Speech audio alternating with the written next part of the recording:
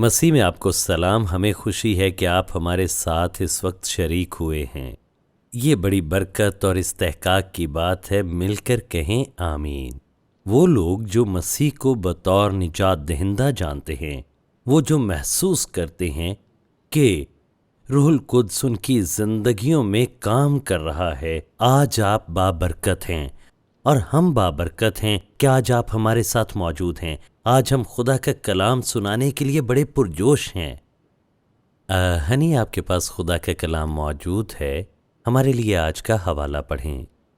خدا کا شکر ہے کہ ہم سب یہاں موجود ہیں، آن لائن آپ ہمیں جوائن کر رہے ہیں۔ خداوند کے پاک کلام میں سے ہمارے لیے آج کا پیغام یسایہ نبی کی کتاب، اس کا 60واں باب اور اس کی پہلی 2 آیات۔ اٹھ منور ہو کیونکہ تیرا نور آ گیا اور خداوند کا جلال تجھ پر ظاہر ہوا، کیونکہ دیکھ تاریکی زمین پر چھا جائے گی اور دیر کی امتوں پر، لیکن خداوند تجھ پر طالع ہوگا اور اس کا جلال تجھ پر نمایاں ہوگا۔ آمین۔ ان حوصلہ افزا الفاظ کے لیے شکریہ ہنی، یہ زبردست ہے، اور میں یہ بات جانتا ہوں کہ خدا ہم پر نظر رکھتا ہے، اور میں بتانا چاہتا ہوں کہ ہم اٹھیں گے اور خدا کے جلال کو دیکھیں گے۔ ہالیلویہ۔ میں ایک بات کرنا چاہتا ہوں۔ چند ہفتے پہلے آپ میں سے بہت سے لوگ، جب میں نے شفاتی دعا کی دعوت دی تو میرے ساتھ شامل ہوئے تھے۔ میں آپ کو کچھ رہنمائی دینا چاہتا ہوں جو کہ اس کا ایک حصہ ہے، اور ہم سب یہ جانتے ہیں کہ ہماری قوم اس وقت کہاں پر کھڑی ہے، اور دیکھیں ہمیں اپنی قوم کے لیے ایسے دعا کرنے کی ضرورت ہے جیسے پہلے ہم نے کبھی دعا نہ کی ہو۔ ہمیں آسمان کو ہلانے کی ضرورت ہے۔ میرا مطلب ہے، میں اس وقت بات کر رہا ہوں دشمن کے مضبوط کلوں کو گرانے کی۔ میں اس وقت بات کر رہا ہوں دشمن کے ہاتھ کو روکنے کی۔ میں اپنے معیارات کو بلند کرنے کی بات کر رہا ہوں خدا کے روح کے وسیلے سے، اور خدا کے جلال کو اپنی قوم پر ظاہر ہونے اور نازل ہونے کی بات کر رہا ہوں۔ آئیے دعا کریں کہ خدا وہ سب کچھ کرے جس کی ہمارے ملک میں بحالی لانے کے لیے اشد ضرورت ہے، جس کے وسیلے سے ہمارے ملک میں بحالی آ سکے گی۔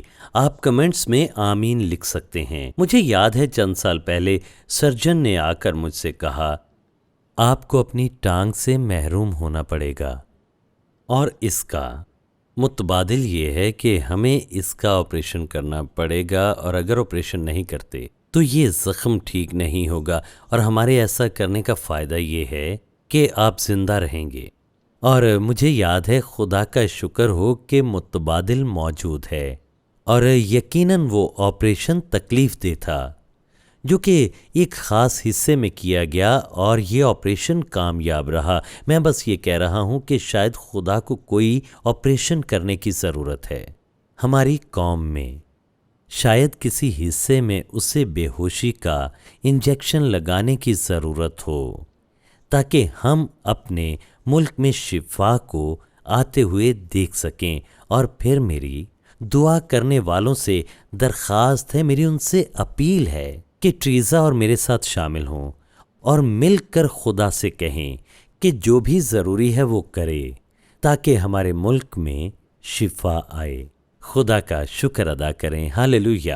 میں آپ کی حوصلہ افزائی کرتا ہوں کہ ہمیں اپنی دعائیہ درخواستیں بھیجیں، ہم آپ کی طرف سے سننا چاہتے ہیں۔ اپنے کومنٹس شیئر کریں، اور اگر آپ کو برکت ملی ہے تو کلام کی شراکت کریں، فیس بک لائیو کو شیئر کریں، اور اگر آپ کے کچھ دوست شامل نہیں ہو پاتے یا وہ فیس بک پر نہیں ہیں تو وہ یوٹیوب پر ہمارے ساتھ شامل ہو سکتے ہیں۔ ہمارا ایک یوٹیوب چینل ہے جہاں پر یہ تمام ویڈیوز موجود ہیں، تو اس کام میں ہماری معاونت کرنے کے لیے آپ کا شکریہ۔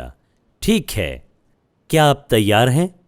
میں آج خدا کے کلام کے لیے تیار ہوں، اور آج میں جو حوالہ آپ کو بتانا چاہتا ہوں، مجھے امید ہے کہ میں اسے آپ تک پہنچا پاؤں گا پورے جذبات کے ساتھ اور پوری وضاحت کے ساتھ، جو کلام خدا نے مجھے عطا کیا ہے۔ تو آج کے پیغام کا جو عنوان ہے وہ ہے بلاوا۔ بلاوا۔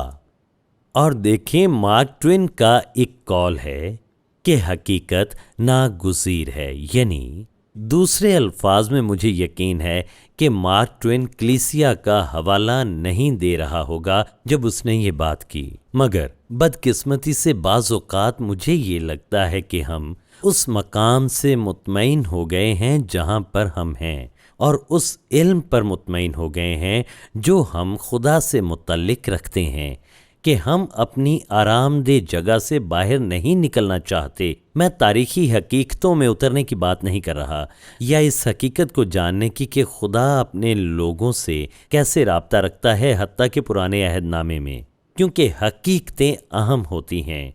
ہمیں جاننے کی ضرورت ہے کہ کیا ہو رہا ہے۔ بائبل اس تاریخ سے بھری ہے کہ خدا اپنے لوگوں سے کیسے تعلق رکھتا ہے۔ تاریخ حقیقی ہوتی ہے، نبوت بھی حقیقت ہوتی ہے۔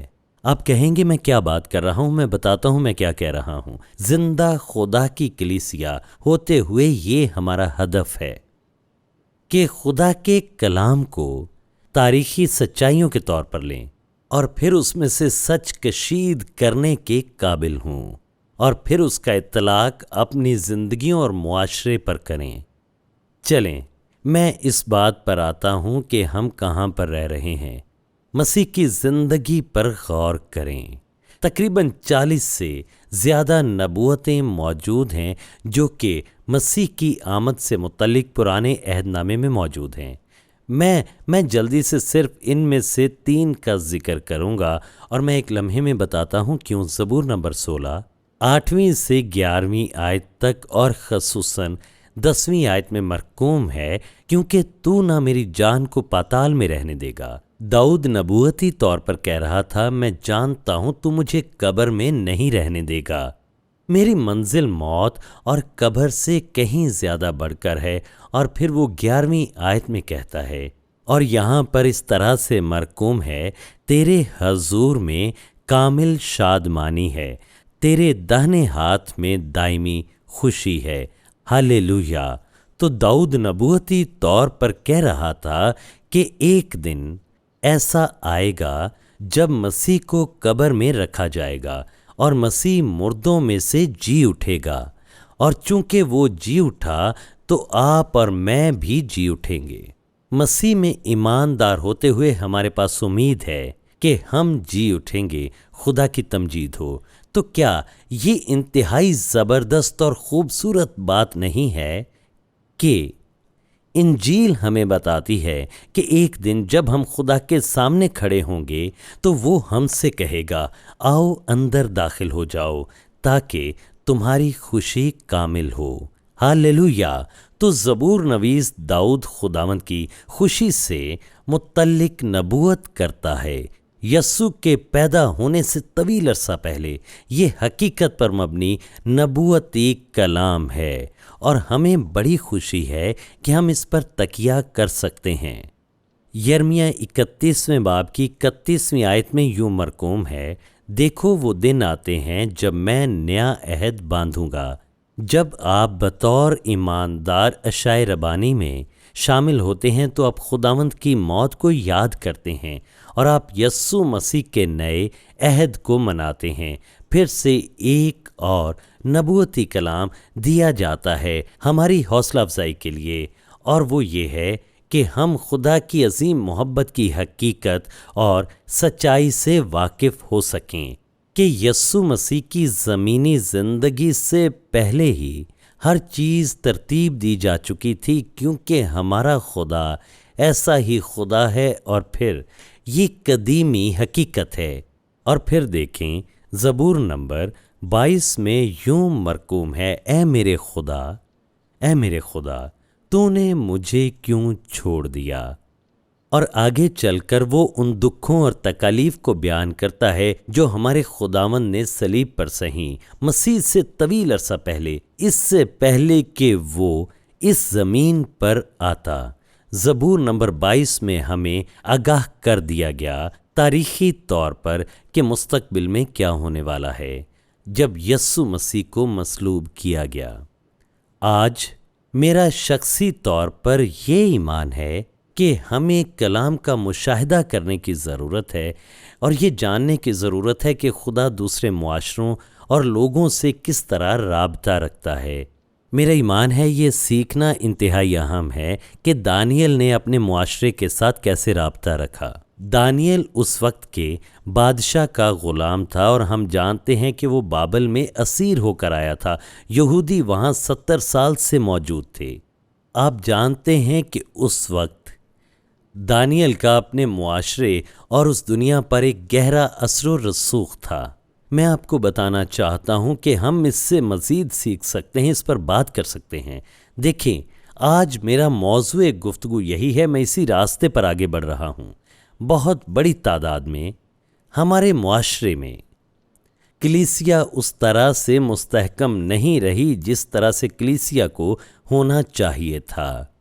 بدقسمتی سے ہم اپنا اثر و رسوخ کھو چکے ہیں، اور اس وجہ سے میرا یہ ایمان ہے کہ یہ وقت مشاہدہ کرنے کا ہے کہ ہم کہاں پر ہیں بطور ایماندار، اور مجموعی طور پر کلیسیا کہاں پر ہے۔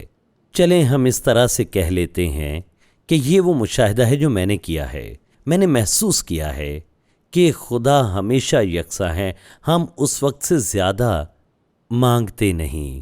دوسرے الفاظ میں، آج ہر طرح کے مقبول پیغام اس معاشرے میں موجود ہیں، اور ممکنہ طور پر میں نے ایک مثبت خادم بننے کی کوشش کی۔ میں نے ہر کسی کو حوصلہ دینے اور مسیح کی محبت اور خدا کے فضل اور رحم سے متعلق بتانے کی کوشش کی، اور یہ اہم پیغام ہیں۔ لیکن میں آپ کو یہ بھی بتانا چاہتا ہوں کہ ہم میں سے ہر ایماندار جسے تاریکی میں سے عظیم شاندار روشنی میں بلایا گیا ہے، نہ صرف ہم بچائے گئے بلکہ ہمیں بلایا گیا ہے تاکہ ہم اس کے گواہ بن سکیں اور خدا کی بادشاہی میں پھل لانے کے قابل ہو سکیں۔ چلیے میں آپ سے ایک شخصی سوال پوچھتا ہوں۔ کیا آپ نے کبھی شخصی طور پر بحالی کا تجربہ کیا ہے؟ آپ کہہ سکتے ہیں ہاں، میں چرچ میں منعقد ہونے والی ریوائول میٹنگز میں جاتا رہا ہوں۔ میں آپ سے اس سے متعلق بات نہیں کر رہا، میں اس وقت کی بات کر رہا ہوں جب آپ پر خدا کے روح کا اس قدر مسا موجود تھا کہ حقیقی طور پر آپ خدا کے مکمل اختیار میں تھے، اور اس نے آپ کو راستہ دکھایا۔ اور آپ کہتے ہیں کہ آپ آخر ایسی بات کیوں کر رہے ہیں؟ کیا میں چاہوں گا کہ خدا مجھے راستہ دکھائے؟ میں بات کر رہا ہوں ترجیحات کی جب وہ حقیقت کا روپ دھارتی ہیں۔ میں بات کر رہا ہوں جہاں پر پاکیزگی ہوتی ہے، جب آپ اس کی قدر کرتے ہیں، کیونکہ خدا کے سامنے یہ ایک بڑی ترجیح ہے کہ خدا کے فرزند کا رویہ کیا ہے۔ میں ان چیزوں سے متعلق بات کر رہا ہوں جو اس کے سامنے آنے سے پہلے اہم تھیں اور پھر اس طرح اہم نہ رہیں۔ میں اس وقت کی بات کر رہا ہوں جب خدا اپنی حضوری میں آپ سے ملا، اس وقت جب آپ اس کی مکمل حضوری میں تھے، جب اس کی محبت نے آپ کے دل کو پوری طرح تھام رکھا تھا، اور اس طرح تھام رکھا تھا کہ آپ کسی اور طرف جانے کا سوچ نہیں سکتے تھے سوائے اس کے کہ آپ اس کی صلیب کی طرف اور مسیح کی محبت کی طرف بڑھتے جائیں، اور آپ بس یہی کر سکتے تھے کیونکہ آپ کے پاس خدا کی محبت میں کوئی اور چارہ نہیں تھا۔ میں سوچتا ہوں جب میں مڑ کر دیکھوں تو میں یہ کہہ سکتا ہوں کہ میری 40 سال سے زیادہ خدا کی خدمت کے اس راستے پر کئی بار خدا نے مجھے شخصی طور پر بحالی عطا کی، اور مجھے یاد ہے کہ اس بات کو کئی سال گزر چکے ہیں کہ میں نیو اورلین لوزیانا میں فرسٹ اسمبلی کا حصہ تھا۔ مجھے یہ اچھی طرح یاد ہے۔ اتوار کے دن ہم 5 عبادات کیا کرتے تھے۔ پاسٹر مارون گروون وہاں پر سینئر پاسٹر تھے۔ ہم 7 بجے، 9 بجے، 11 بجے، 4 بجے اور 6 بجے اکٹھے ہوتے تھے، اور خدا کی قدرت نازل ہوتی۔ یہ بہت سی بڑی کلیسیاؤں کے آغاز سے پہلے کی بات ہے۔ وہاں پر توبہ کی منادی کی جاتی تھی۔ تقریباً ہر عبادت میں روحیں نجات پاتی تھیں، خدا کی قدرت ظاہر ہوتی تھی۔ میں کوئی ایسا خادم نہیں بننا چاہتا جو ہمیشہ ماضی کے اچھے دنوں کی ہی بات کرتا رہے۔ میں بتانا چاہتا ہوں کہ آپ کے پاس شخصی بحالی کے حصول کا راستہ موجود ہے، لیکن ہمیں صلیب کے سامنے آنے کی ضرورت ہے، خدا کو پکارنے اور کہنے کی ضرورت ہے، خداوند میری یہ خواہش ہے کہ میں اسی راستے پر آگے بڑھتا چلا جاؤں، اور میں اسی راستے پر آگے بڑھتا جاؤں گا جب تک تو میرے دل کو تھامے رکھتا ہے اور تو میری زندگی کی اولین خواہش بن جاتا ہے۔ میں بتانا چاہتا ہوں کہ آپ اس طرح سے دعا کرنا شروع کریں اور آپ خدا کے ساتھ چلنے میں انتہائی سنجیدہ ہوتے ہیں۔ تقدیس آپ کے لیے معمول بن جاتی ہے، آپ مسیح کے ساتھ بھر جاتے ہیں اور وہ آپ کی روزمرہ گفتگو میں ظاہر ہونے لگتا ہے۔ آپ کو محسوس ہوتا ہے کہ نہ صرف آپ مسیح سے بھرپور ہیں بلکہ آپ میں ایک آگ جل اٹھی ہے۔ اور دیکھیں، آپ اس طرح سے سوچنا شروع کرتے ہیں، میں آسمان سے رہنمائی پانا چاہتا ہوں، میں وہی سنوں گا جو مسیح مجھ سے شخصی طور پر کہتا ہے۔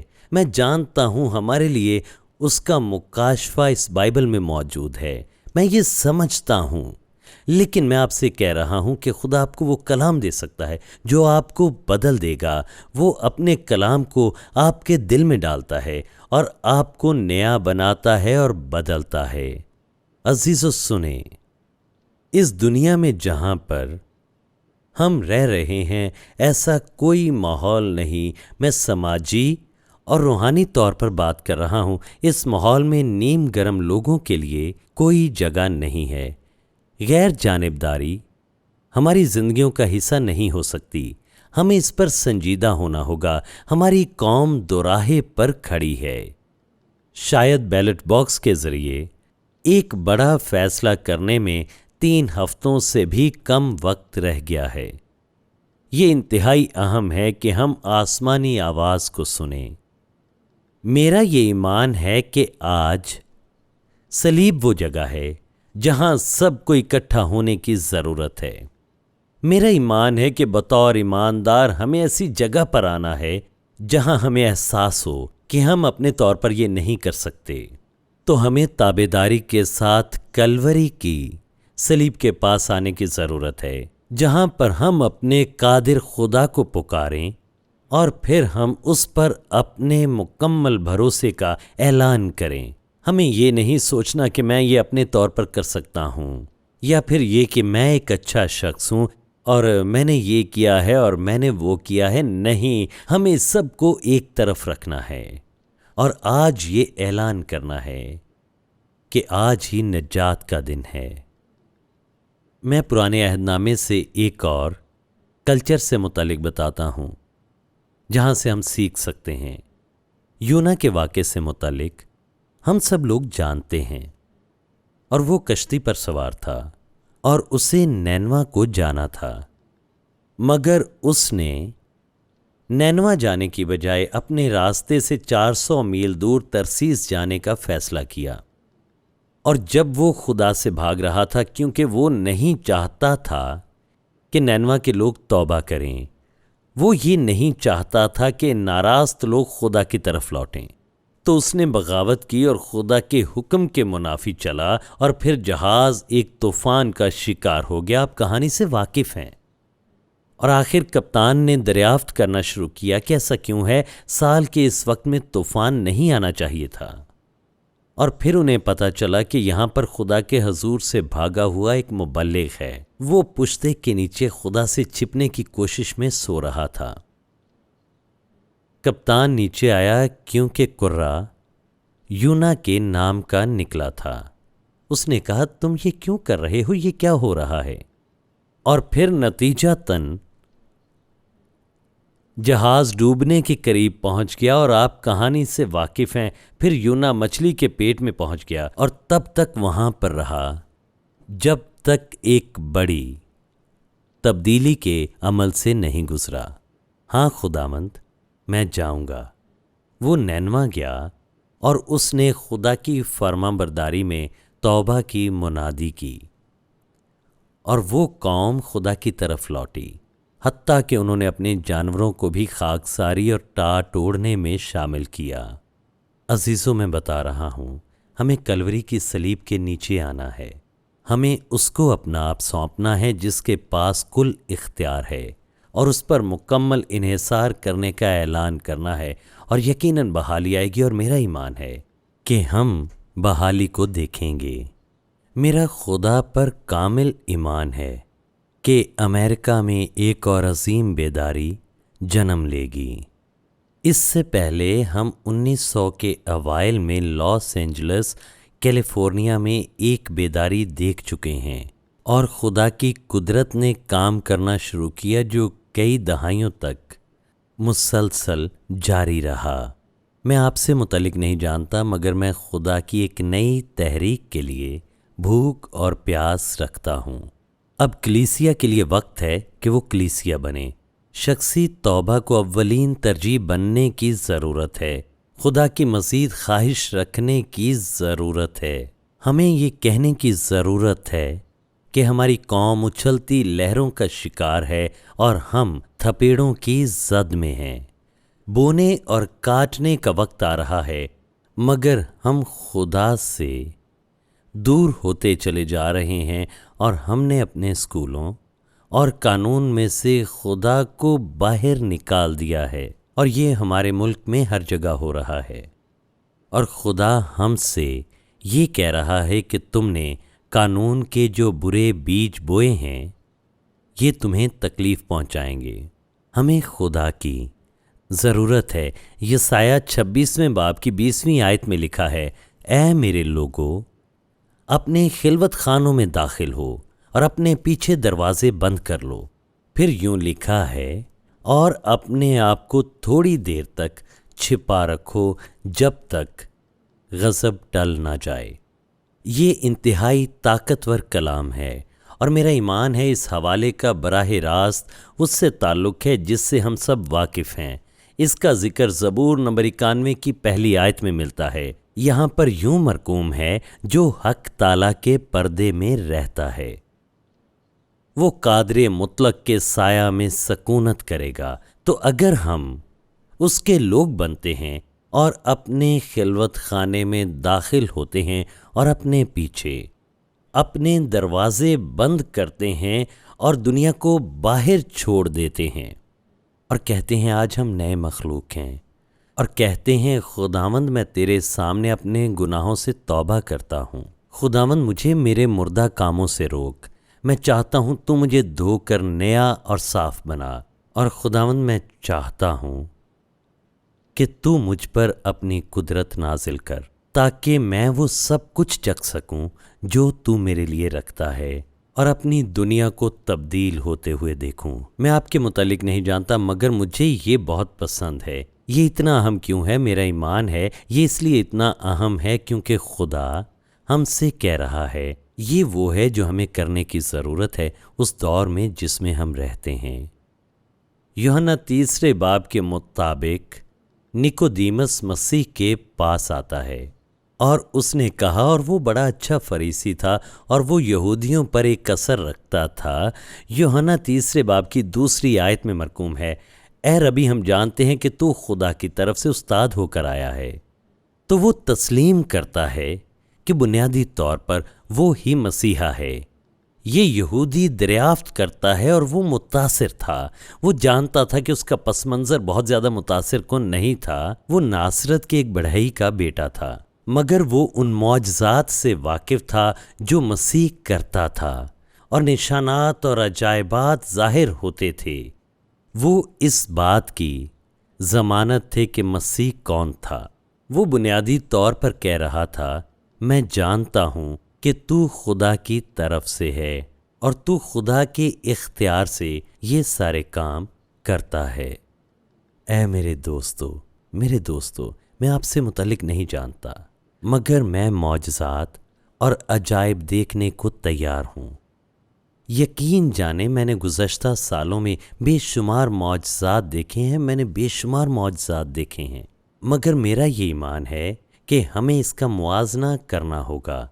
کیا ہم ان نشانات، ان معجزات اور کلیسیا کی قیمت پر دنیا کی طرف سے اپنی قبولیت چاہتے ہیں؟ کیا ہم نے کلیسیا کو اس قدر قابل قبول بنا دیا ہے کہ جس کے پیغام کی کسی بھی طرف سے مخالفت نہ ہو، اور ہم خود کو ایسی جگہ رکھتے ہیں جہاں پر خدا کی قدرت کا ظہور باقی نہ رہا ہو؟ اور کتنے ایسے پیغامات کی ضرورت ہے جو ہمیں اس سے نکال کر واپس مذبح گاہ تک لا سکیں۔ ہمیں واپس مذبح گاہ تک آنے کی ضرورت ہے، میرے خیال میں اجتماعی طور پر اور انفرادی طور پر۔ ہمارے ایسا کرنے سے میرا ایمان ہے کہ یہ دنیا کو بدل دے گا جس میں ہم رہتے ہیں۔ کیا آپ نے کبھی خود کو صبح 3:30 بجے خدا کے ساتھ محسوس کیا، جو آپ کو ہلانا شروع کرے اور آپ کو جگائے اور آپ کو بتائے کہ یہ دعا کرنے کا وقت ہے، کیونکہ آپ خدا کے قریب ہیں، خدا کی آواز کے لیے حساس ہیں، اور آپ اپنے غیر نجات یافتہ عزیزوں کے لیے دعا کرنا شروع کرتے ہیں، اور آپ اپنے خاندان اور پڑوسیوں کی ضرورتوں کے لیے دعا کرتے ہیں، کیونکہ آپ خدا کے کام کو دیکھنا چاہتے ہیں۔ عزیزو، میری یہ دعا ہے کہ آج آپ توبہ کے بلاوے کو سنیں۔ میں بتانا چاہتا ہوں کہ خدا آج ہمیں بلا رہا ہے۔ میرا ایمان ہے کہ یہ خدا کی آواز ہے جو میرے دل سے ہم کلام ہوئی، اور میں آپ کو یہ بتانا چاہتا ہوں کہ میرا یہ ایمان ہے کہ یہ پھلدار ثابت ہوگا۔ اب جب کہ میں پیغام ختم کرنے کو ہوں تو میں چاہتا ہوں کہ اب ہم تھوڑا وقت دعا میں گزاریں۔ میرا ایمان ہے کہ خدا ہم سے کہہ رہا ہے، میں چاہتا ہوں کہ میرے لوگ میری طرف لوٹیں پورے دل کے ساتھ، اور میں چاہتا ہوں کہ آپ اپنی آنکھیں بند کریں اور ہم دعا میں وقت گزاریں، اور آپ میرے ساتھ صلیب کے پاس آئیں۔ آئیے مل کر دعا کریں۔ اے باپ، یسوع کے نام میں ہم تیری پرجلال حضوری میں آتے ہیں، اور خداوند یسوع ہم اعلان کرتے ہیں کہ تیرا نام سب ناموں سے افضل ہے، اور کوئی دوسرا نام نہیں بخشا گیا جس کے وسیلے سے انسان نجات پا سکے۔ اور خداوند، آج ہم دعا کرتے ہیں کہ تو اپنے روح کے وسیلے سے ہماری رہنمائی فرما، کہ آج ہی ہمارے دلوں کو تھام لے، اور اپنے روح کے مسا سے ہمیں آج ہی قائل کر، ہم پر اپنا کلام ایسے نازل کر کے تیرا کلام ہمارے دلوں کے اندر آگ لگا دے۔ اور خداوند، ہماری دعا ہے کہ ہمیں چھو۔ خداوند، ہماری مدد فرما کہ ہم عظیم شفاعت کرنے والے بن سکیں، کہ تو نے ہمیں اس دور میں اٹھایا ہے کہ ہم رکھنے میں کھڑے ہوں اور ایک باڑ بنانے والے ہوں، ان کے درمیان جو جہنم میں جانے کو ہیں، اور ان کے درمیان جو اعلان کرتے ہیں کہ نجات اس گھر کے لیے آ رہی ہے۔ خداوند، مدد کر کہ ہم اس مقام پر آ سکیں۔ خداوند، ہم میں سے ہر ایک کے اندر ہو کر کام کر۔ یسوع، ہم تیرے شکر گزار ہیں جو تو کر رہا ہے، اور ہم یہ مانگتے ہیں یسوع کے نام میں۔ آمین۔ سب مل کر کہیں آمین۔ آمین۔